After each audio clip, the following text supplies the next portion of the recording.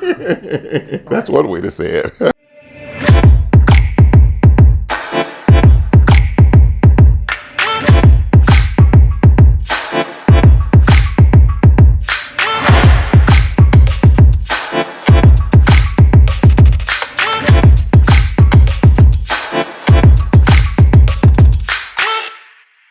Please welcome our special guest, Keith Weaver, co-founder and board member of Uncle Nearest Distillery and president and CEO of Nashwood Corporation. I've really been looking forward to this day because from an economic development standpoint, what you have done is nothing short of miraculous. Thank you. It's beautiful. And the other thing I want to do, most of where we're going to share this is going to be in Shelbyville and Bedford and in the local community, and just kind of talk about local stuff because I know that you have a focus on, on the local community. So let's start with some of the projects that are going on right here in Shelbyville. This 1 year anniversary that we were just talking about at Humble Baron, which tell everybody two things. First of all, the significance of the length and then how the name came about. So Humble Baron is the world's longest bar at Nearest Green Distillery. It's 518 linear feet long, which is 1/10 of a mile long. And so on top of being the longest bar in the world, it's a world-class entertainment facility. So we can have 500 people inside and another 15,000 or so people outside. So we wanted to, in grand fashion, ring in our anniversary with a lot of entertainment programming, a lot of culinary programming, and of course, bar programming. It was wild. We had the War and Treaty. Which is country music too, by the way. Country music. We love country music. It's funny, I'm married to a wife who is the daughter of a Motown hit maker, and I meet her and her favorite genre is country. So we kicked it off in a real way with country line dancing on Thursday, rolling into country music on Friday with the War and Treaty, and then we did a totally different wild thing on Saturday. There was just a lot going on Saturday. We had bartenders from all over the world. We flew them in. They made drinks from their respective countries, and we did a food pairing with each of their different countries.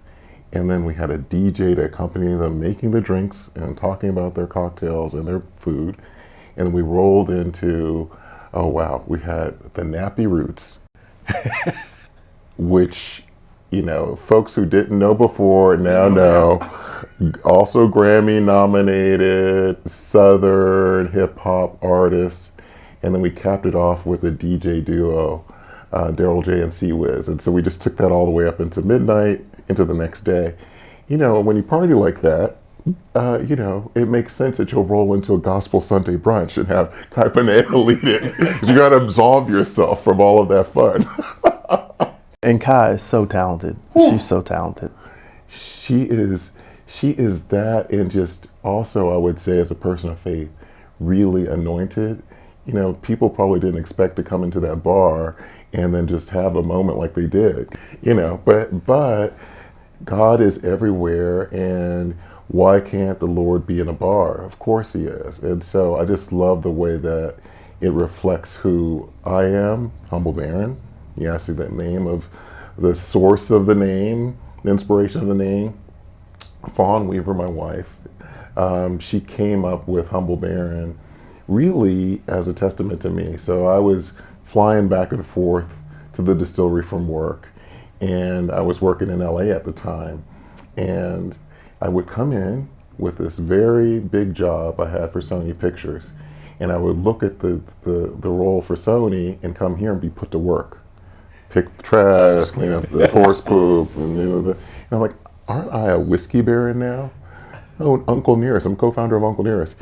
And at the time, and it's even true today, it's just so labor intensive. Most people think it's just like the company just goes and you have all this money and how it's a lot of fun, but a lot of blood, sweat, and tears sometimes too. And so Fawn said, well, you're not a whiskey baron, but you are a humble baron. And so that name stuck, and then we're off to the races a year later. In the Guinness World Book of Records for the world's longest bar. Yes, sir. Not the United States' longest bar. No. Not Tennessee's longest bar. No. Not Shelbyville's longest bar. No. But the world. longest bar right here in Shelbyville, Bedford County, southern Middle Tennessee. Yes, yes. And we're actually set up because we're competitive, that if someone beats our goal, the bar is designed in such a way to where we can expand the bar. So, come with it if you want. But Shelbyville-Bedford is going to have the world's longest bar for quite a while. We beat the prior record holder by over 100 linear feet long. So, I think we've got some time. And room to expand. Room to expand, 500 acres. Wow. So just from the time that, what year was it when the distillery or when the visitor center first opened? So we first opened in 2019. It was kind of a soft opening because we're still kind of on the tail end of COVID. How people were traveling was a little bit different. And it took some time to develop it to get to that point. And because of the site itself and what we're doing, we actually have a lot more to develop with that property. I anticipate we're going to be developing really for what I know today, the next 10 years. But the way these things go, Shane, we'll be going well beyond that. Here's what I want to point out. So in 2019, you had a soft opening. 3 years later, you have the world's longest bar. So you go from soft opening to the world's longest. Yes. Yeah, the world's longest bar. And we also have more tourism coming here. Actually, credit to you and leadership here in Shelbyville-Bedford. The way in which economic development is thought of and tourism is thought of is so dynamic. And so with that partnership that we have, it really contributes to, we have the 7th most visited distillery in the world here in Shelbyville-Bedford. And so it's just amazing to have that many guests here. We're on track to move to number 5 in the next couple of years, which will surpass our friends down the road in Moore County. There's another distillery here in town. Talking about Mr. Daniels, I think they call him Jack every. I think that's right. I think that's right. So it's just really, really great. And what I'm really proud of is the number of people, not just the number of people, it's local, it's people who, live right here in Bedford County and surrounding counties, as well as people from New York and California and Kentucky, because we're the most award-winning whiskey or bourbon company, period.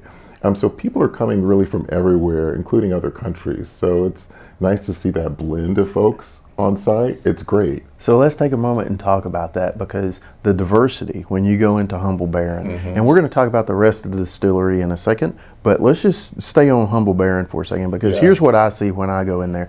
There is just diversity.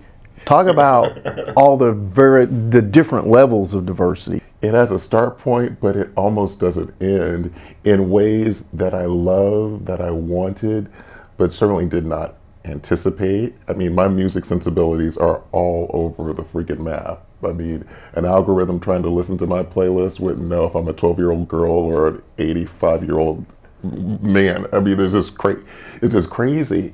But when you see the bar, including the shape, so the bar is shaped like a horseshoe, horse farm, we're horse people, and it wraps into 2 smaller horseshoes. And the thing that's cool about the design is that there's still a sense of community there within it. That is, intentional on our part. But there are people there that are young and old and white and black and it's just female, like it's just really everything. And I'm really proud of the fact that when I see that and when I see the music playing, I can never guess who's going to be into what music. So it's wild. So it's like this ratchet music, R&B, and it's like old white people, and so it's really it's really great. And it's the country day, and I was like, oh, I thought just me and Fawn and local. Nope, all kinds of folks there, and people are having fun. They're dancing. They're enjoying one another, even if they came by themselves or with a group.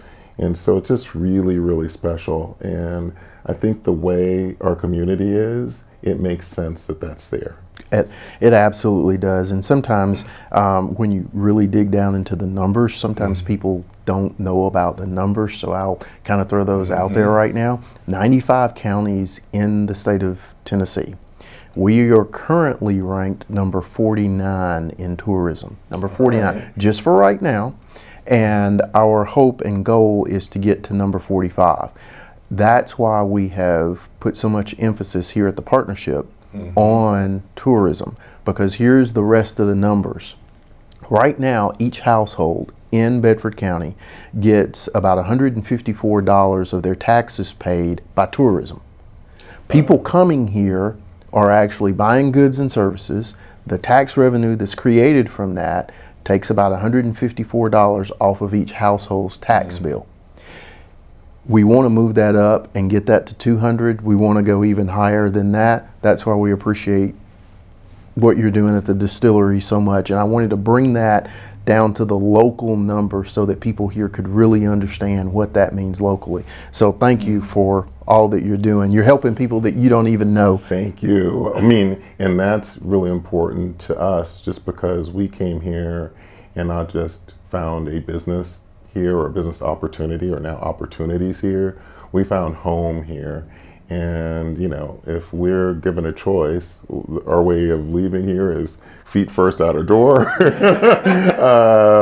Because, you know, this area is really special. So I'm happy that the collective effort, which I see is what we're doing, others are doing as well, what you're doing, really critical. So I'm happy that that's making an impact in the way you just described. It's making a tremendous local impact, and we are committed to continuing to do our part to make everything successful and everybody successful. But let's kind of talk about let's shift gears just a little bit. Let's go outside of the walls of Humble Baron and talk about the rest of the visitor center, because it's not just about Humble Baron. You got some other things going on in there too. And let's give a shout out to Chuck Baker first. Oh, yes, that's right. We got to give a shout out to Chuck Baker. So Chuck Baker, Barrel House Barbecue, original location in Lynchburg. His second location is at Nearest Green Distillery. He saw the light. He saw the light, and I'm happy he did. Some of the best barbecue in the country is here in our community, now here in Bedford. He's got this sandwich that just makes me salivate just even describing it. The grilled cheese on crack, Texas toast, pulled pork, stacked high. There's cheese on there too, but I'm getting delicious, delicious. Yeah. So Chuck's just awesome, and he's my brother from another mother, you know. But yeah, that's their amazing, amazing, amazing experience. And then the rest of the site is not without its assets. To your point, we sit there on Sand Creek Farm, at least for its most recent period of understanding that property. And Fawn and I are horse people. Now we've grown to Tennessee walking horse people. That wasn't our background before we came here, and have grown to love them. We have our own, and we board, and you know, horses are trained there every day, as has been the case for many decades. And so Sand Creek still has that imprint, which is important to us. And then we've just expanded the use. So the old sales arena, some people who haven't been there yet, although we invite you to come in, is now reimagined as a tourism center. So we brought in some of the best folks in the world to curate a space. So we brought in a gentleman who was the president of Disney Stores to come in and design the space and experience. And so it's come out beautifully. 8,000 square feet Yes, of sir. retail space. 8,000 square feet of retail space. And even though you would expect that we're going to sell you a t-shirt and you could do a whiskey tasting and talk about Uncle Nearest and what that represents in the distillery at large, we really wanted to focus on American history first, Tennessee's critical role in that. I mean, Tennessee is the first state to go into Prohibition, last state to come out of Prohibition. Tennessee gave way to women's right to vote in this country. And so we really, you know, I think we have a lot of things that we can be proud of in the state and our community. So we highlight that before we even get to whiskey. It's a place where whether you drink or not, you're welcome. That's why it's really for anyone. You can bring your children to the distillery, it's not encouraging drinking, which is not intuitive, but that's what's there at the site. And so we love it. So when you start the tour, you start at the concession area. Talk about the significance of the concession area. Well, I hate to give it away, but I will. I will. So, as we looked at photos of the property, we love history, we love architecture, we love historical architecture. And as we looked at the site, years ago, you could see it operating as a concession stand. So today it operates as a concession stand.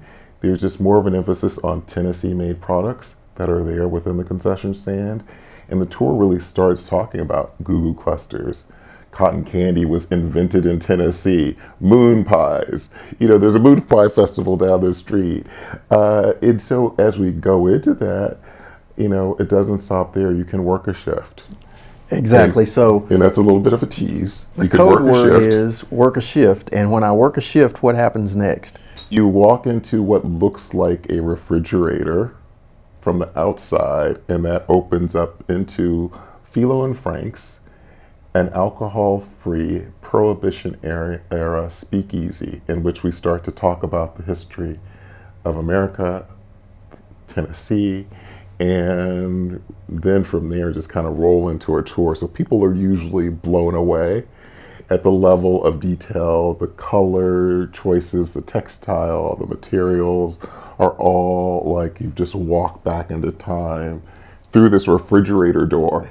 And so it's fun to get the expressions of people when they see it for the first time. It still sometimes surprises me, and I was a part of the design. And I can tell you something else that never gets old is when you walk inside that refrigerator and you realize you're in the speakeasy and the lights go down and the television comes on. Yes, the television is hidden. So it's hidden behind a mirror. And so people are like, oh, wow, this is really great. We're like, sit down, let us talk you through history.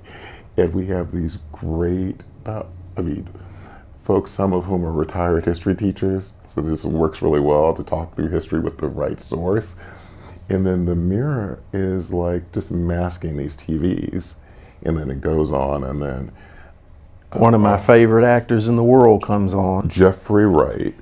I think his voice is almost as good as mine. Not quite. But no, Jeffrey's amazing. There's a reason why he almost won an Oscar and has won numerous other awards, SAG awards and so forth. And he was in James Bond. But he's also the voice of telling the story of Nearest Green.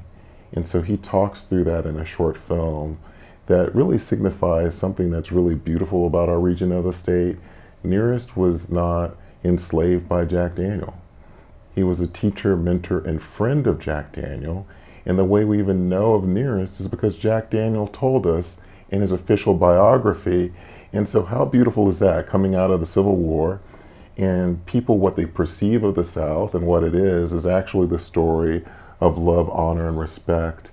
And, one of the things I love about the story through Fawn's research, my wife, is that Nearest wasn't the highest paid black employee coming out of the Civil War. He was the first employee and the highest paid employee. So how special is that, right? But 1820, so Nearest Green was not born here in Tennessee. He was born an enslaved man, or child rather, in Maryland in 1820. And so when we came up with this special bottle, at the time we were a sourced whiskey. And so what that means for those who don't know, if you start a new whiskey company, whiskey has to age a certain period of time. So unless you have time travel, which to my knowledge we don't, you have to buy these barrels through other brokers on the secondary market. And then what you do with them is what makes them your own. So how you filter them, whether you proof it down. And so we had this criteria at the time, which I didn't know how rare it would be, is that to make it into this bottle, you had to be 8 years or older, of a proof level that's 108 proof or higher, and of a taste or quality that would cause you to win a major award. So not Keith's Whiskey Awards of, Bedford, like big deal competitions. And we took all of those things very seriously. What we didn't know at the time is that repeating that time and time again would be increasingly more difficult. And then of course we would stop sourcing, which means that there's a gap between producing our own, which we've been doing, to when we can be in a bottle like that again. So there's going to be a good time frame before we get to that next level. So that makes this, extremely rare. It's also rare because here on this label, when we started, there was a house atop the label. This house is the Dan Call Farm in Lynchburg. That's where Jack Daniel lived from the time he was 8 to his late teens. It's where Nearest lived and where Nearest taught him how to make whiskey. The story cannot be told without recognizing that this is some really good whiskey. People would say, well, you've got this most amazing story, so of course consumers will gravitate to the brand. But we didn't want to stop with just a story, because what that would mean is that we'd buy the whiskey, keep the bottle as a novelty, dust it off once and again. But I like whiskey, Fawn likes whiskey, I know you like whiskey. And so we wanted something that we could be really proud of. And so we entered Uncle Nearest Premium Whiskey into blind taste tests across the country. How'd that work out? So we won a lot of them, and we won the most of them. So the last 5 years running, we're the most awarded whiskey or bourbon, period, including Kentucky. So this is not Tennessee whiskey, it's Kentucky bourbons, which many of them I love and I respect the brands and all of that. But Uncle Nearest is number one. We've got a great story, a great facility, an even better whiskey. Yes, sir. So let's talk about Project 26 and what that means. Oh, it's so exciting. So I'm happy you brought that up. So one of the things that we didn't fully appreciate is when we bought Sand Creek Farm, it's a beautiful property. We would drive by it for, a long period of time before we acquired it to make it the home of Nearest Green Distillery and Uncle Nearest to production. But what it doesn't have is infrastructure.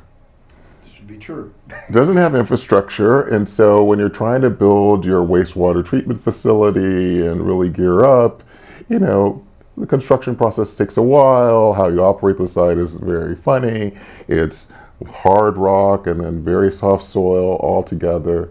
So what Parcel 26, which is a parcel that touches the southwest corner of our property, through all of this partnership became available to us.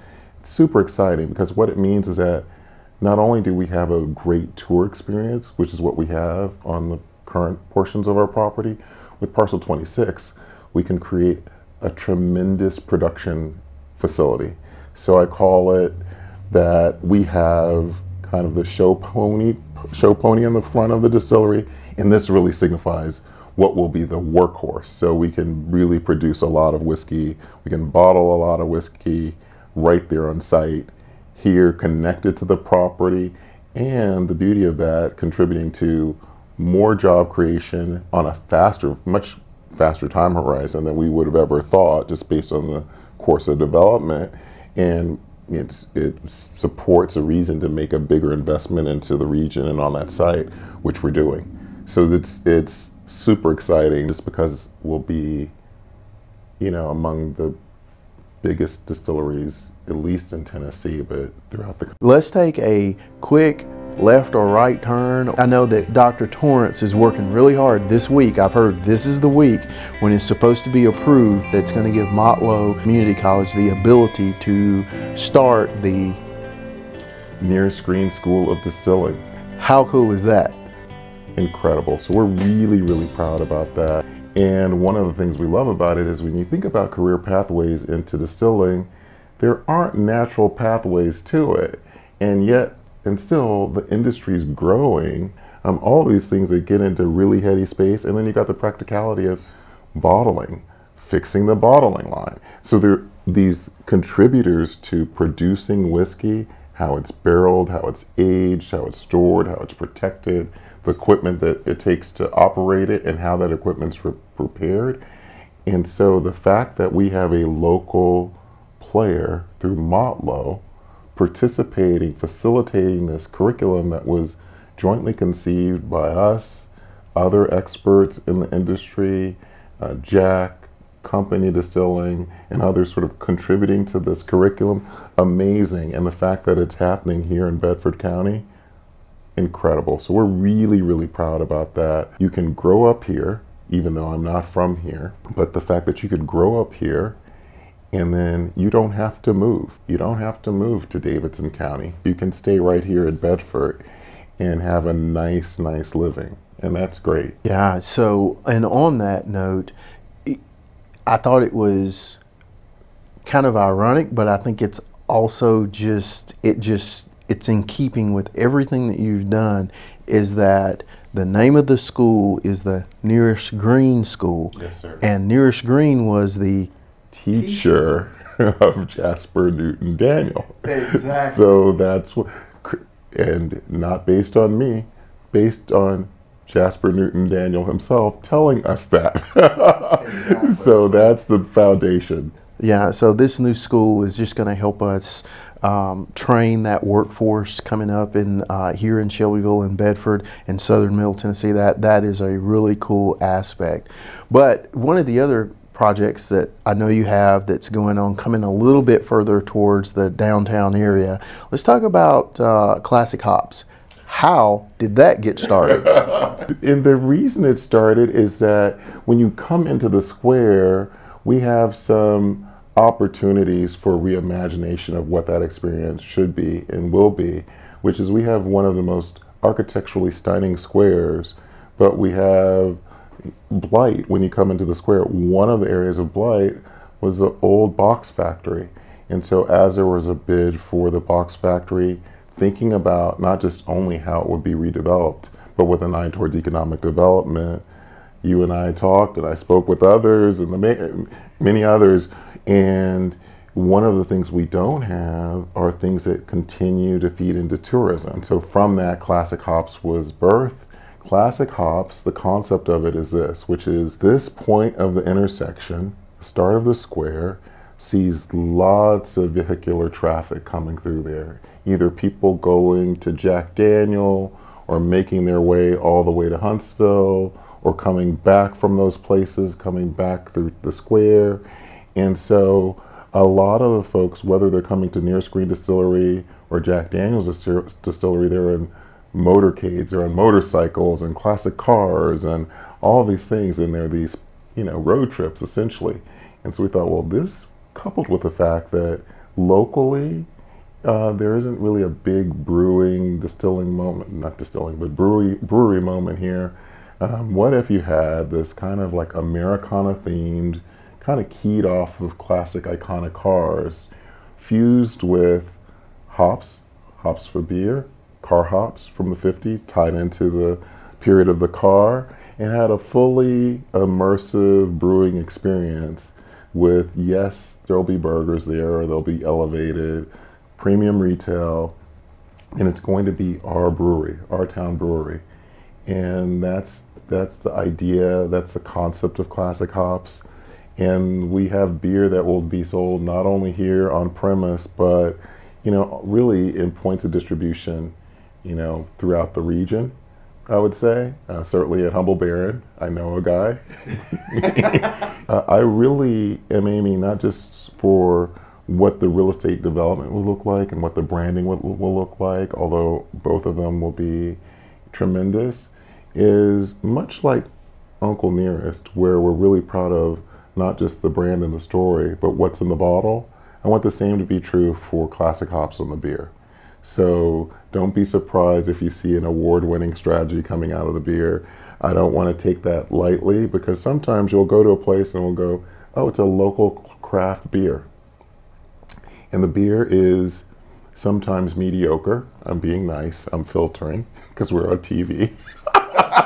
But it's really crappy, and that's not fair. So I want people to be just as proud of this beer as they are of Uncle Nearest whiskey, and come through and support. So that's that project. I'm really excited for it to get launched.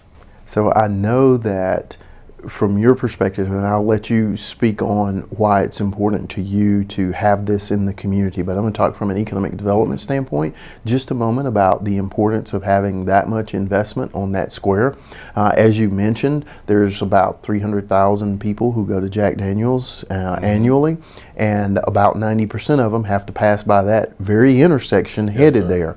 So there's a lot of traffic that goes through there. And from an economic development standpoint, as you mentioned, there's blight there right now, but the opportunity to replace blight with an $8 million capital investment that's going to create jobs and help drive our tourism, that's just phenomenal in the world of economic development. That is what gets me out of bed each morning and just makes me excited about what I do for a living, because knowing that we are changing lives forever, creating jobs is so important. So we appreciate all that you do for the community in that area. But Thank you. talk a little bit about your concept of how you want all of your projects to tie into the community, because you're making significant investments into the community. So tell me why that's important to you. Really, the fact that we can fuel things here, experiences here, opportunities for growth here, not just growth for growth's sake, but smart growth. We talk about quality of jobs, quality of experiences that really invite and respect the community as it is, but just sort of elevates it to a different place and plane. And it's, you said what gets you up in the morning. That's what gets me up in the morning, is to see, something that hasn't been destroyed yet. But we've all seen those places, right, where you drive through them and go, wow, I remember when it was like this, and here's where it is now. And where it is now has lost its character, it's lost its ethos, and that hasn't happened here. And so the fact that we get to be stewards of these properties, because I see these structures and think about concepts, and I get inspired by them. I can see the projects finished already. I could see people in them, and this community is so poised for so much energy or continued growth of energy that I'm excited to be a part of it. Well, number one, we're looking forward to the opportunity to do the groundbreaking. Yes. And then we're looking to doing the ribbon cutting later on once it's Yes. ready to open. So that leads us to another project, which is what is commonly referred to here in Shelbyville as the Old Times Gazette building. So what's the vision for that? So when I saw the building, on my very first day here in Tennessee in 2016. It was September 3rd, I believe, of 2016. Fawn was on a research mission, and we stopped at the Times Gazette building first. And she did research there in the building.